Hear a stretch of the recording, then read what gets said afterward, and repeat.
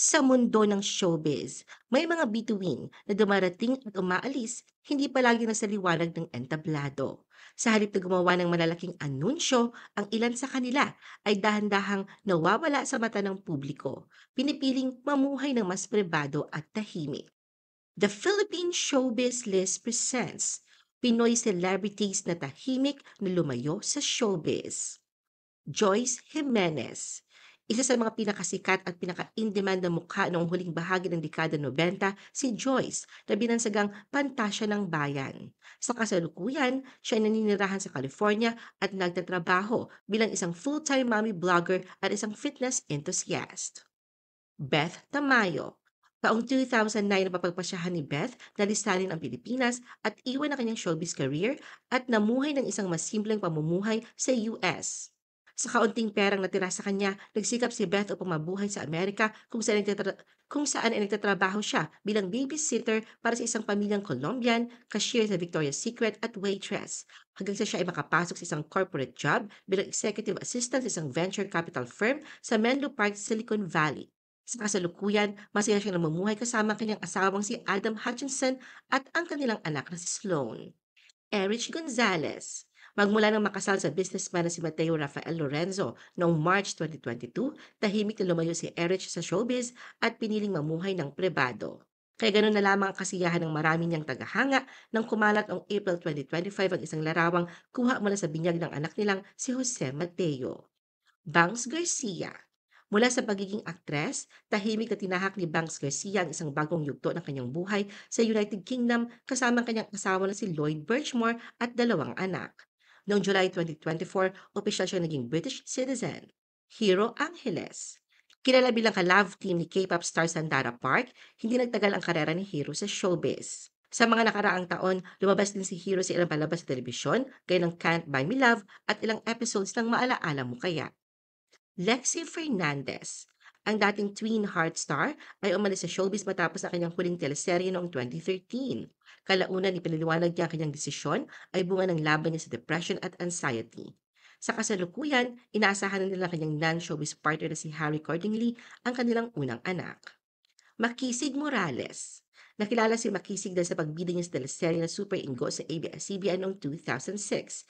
Pero pinagpalit na niya ang spotlight ng showbiz para sa isang mas tahimik at matamis na buhay sa Australia. Taong 2015 na napagdesisyonan niyang lisanin na ng tuluyan ang showbiz. Noong 2017, sinimulan niya ang kanyang paglalakbay sa larangan ng pagluto sa pamamagitan ng pag-aaral sa Challenger Tafe, Beaconsfield upang maging isang chef. Kasama ang kanyang asawang si Nicole Hoson, inilunsad ni Makisig ang Nikmak Sweet Pack, isang maliit na online food business. Michelle Madrigal.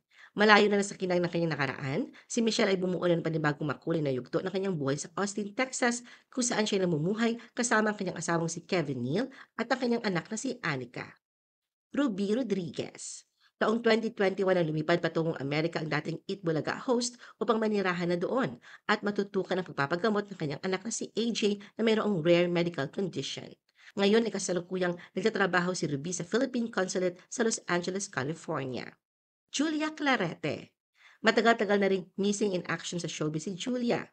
Ikinagulat ng mga solid Dabarkads ang biglaang pamamaalam niya sa Eat Bulaga matapos ng isang dekada bilang co-host noong 2015. Iginiit ni Julia na ang tanging dahilan kung bakit tinalikuran niya ang showbiz ay ang pamamalagi niya sa ibang bansa kasama ang kanyang pamilya. Ikinasal siya sa Irish business executive na si Gareth McGowan noong 2017. Serena Dalrymple. Sa bakuran ng ABS-CBN noong mid-90s, sumikat si Serena bilang child actress. Kahit sa tugatog na nakasikatan noon ang kanyang karera, nag-lay-low ito sa showbiz at tinutukan ang kanyang pag-aaral. Sa kasalukuyan, nagtatrabaho siya bilang technical program manager sa isang financial software company sa New Hampshire, USA. Happily married na din si Serena kasama kanyang asawang si Thomas Bredelet at kanilang nag-iisang anak na babae. Nanette Medved. Si Nanette ang isa sa mga in-demand leading ladies noong dekada 90 at kilala sa iconic role na Darna noong 1991. Ngunit sa kabila ng tagumpay na karerang tinahak, napagpasyahan niyang iwan ito na mapagdesisyonan niyang bumuo ng pamilya. Ikinasal si Nanette noong 1999 sa business tycoon na si Christopher Poe. Paminsan-minsan ay lumilitaw siya sa telebisyon upang itaguyod ang kanyang mga socio-civic projects. Jewel Mish. Masaya at tahimik na namumuhay ngayon si Jewel sa Estados Unidos kasama kanyang asawang si Alex Kurzer at ang kanilang tatlong anak na babae. Jao Mapa, ang dating miyembro ng sumikat na TV variety show noong 1992 ng Guapings, ay isa na ngayong part-time art teacher sa isang international school sa Makati City. G. Tonji. Sumikat ng husto si G noong dekada 90 at unang bahagi ng 2000 dahil sa kanyang mga pagganap sa mga palabas sa telebisyon.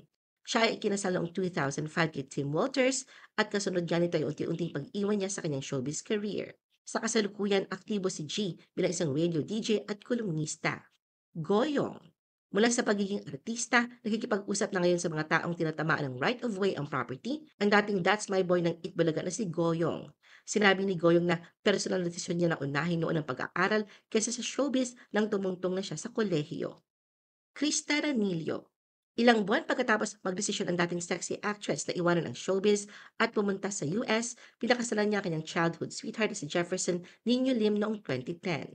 Tahimik na namumuhay ngayon si Krista na malayo sa dating buhay sa showbiz.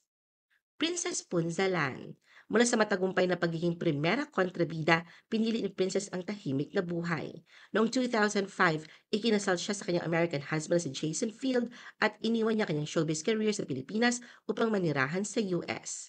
Pagkalipas ng ilang taon noong 2009, nag-aral siya ng nursing sa Santa Monica College sa California at naging ganap na registered nurse. Kim De Los Santos.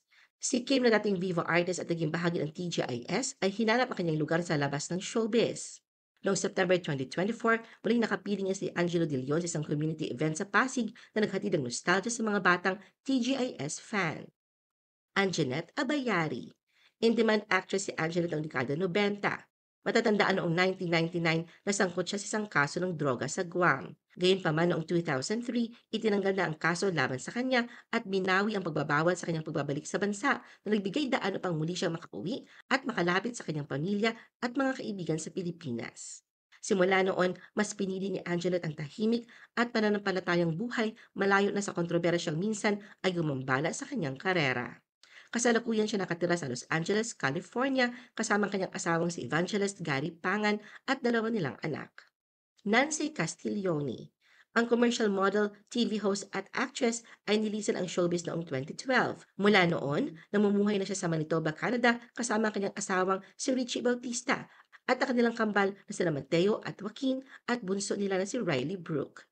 Cindy Corletto. Si Cindy na sa tugatog ng kanyang kasikatan sa showbiz nang siya ay lumipad patungong Peru noong 2007. Nanirahan siya doon kasama ang kanyang asawang Barbadian-British businessman na si Daniel Joseph Navalia sa loob ng 8 taon. Sa kasalukuyan, siya ay naninirahan sa Vienna, Austria kasama ang kanilang dalawang mga anak. Angel Luxin. Hanggang ngayon ay marami pa din ang hinahanap ang presensya ni Angel at labis na ipinagtataka ng karamihan ang biglaang pananahimik nito. Dahil dito maraming haka-haka ang lumutang sa biglaang pagkawala ni Angel. Pero nauna nang sinabi ng malapit niyang kaibigan na si Dimples Romana na mas pinabuti daw muna ni Angel na pansamantalang lumayo sa showbiz upang makapamuhay ng tahimik at pribado at pagtuunan ang kanyang pamilya. Kisses de Lavine. Si Kisses ay sumikat bilang second big placer sa Pinoy Big Brother Lucky 7 noong 2016 at naging bahagi ng mga love teams. Noong 2021, pumasok siya sa top 10 ng Miss Universe Philippines bilang kinatawan na mas bate. Subalit matapos ang pageant, pinili ni Kisses ang isang mas tahimik na pamumuhay, unti-unting lumayo sa limelight ng showbiz at social media.